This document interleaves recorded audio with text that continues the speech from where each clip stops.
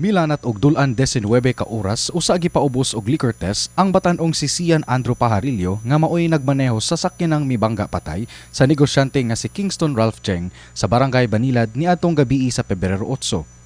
Mao kini ang giklaro sa tigpamaba sa Cebu City Police Office Police Lieutenant Colonel Jose Los Baños. Base sa gipadangat nga report gikan sa mga investigador, nasingo nila ang baho sa ilimnon gikan ni Pajarillo atol sa ilang pagresponde. Hinungdan sa pag-request nga ipaubos sa liquor o drug test ang suspetsado. Basta based sa report na nanimahog yun, alak siya. Apan, dugang ni Los Baños nga wala natuguti ang mga investigador sa pagsulod sa emergency room sa pribadong tambalanan ug igo na lang nagpaabot sa gawas kung kanus-a makagawas si Pajarillo. Asoy niya nga alas 7:55 sa gabii pa na kompleto ang test, human mihatag ang doktor og abiso. Diin negatibo ang migawas nga resulta sa liquor o drug testing.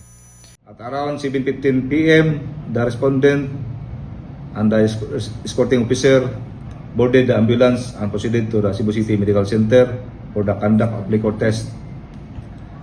At approximately 7:55 p.m., a liquor sobriety test was conducted by the doctor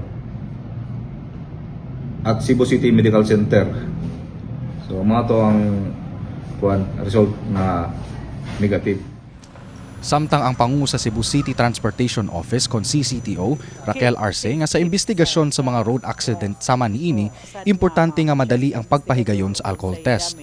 I don't know giunsa nila pag come up sa test nga na negative basin ang hospital yun ana. Kay wala man tay breath analyzer to check kung kuan. So nya ang kana rabang sa liquor test naa man ay duration of time nga mawa ra siya ba, di ba? So time is of the essence. Kinahanglan dali una siya og ipakuan.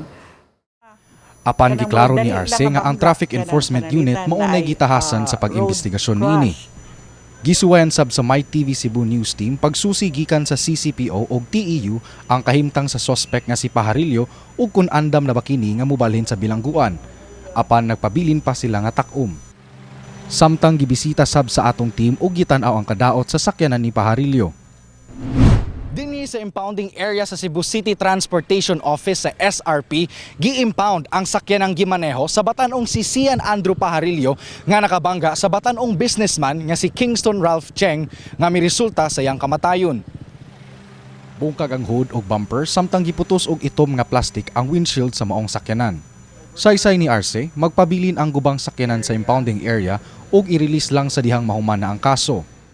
Until nga naanay order ang TEU for release, silbing settled na humana ang kaso, murag dugay yun na, murag pakatayan pa na natog agbati siguro ng sakyanan na kay dugay-dugay yun na kay sa korte man na unya kuan sa na siya mahimo na siyang evidence sa court.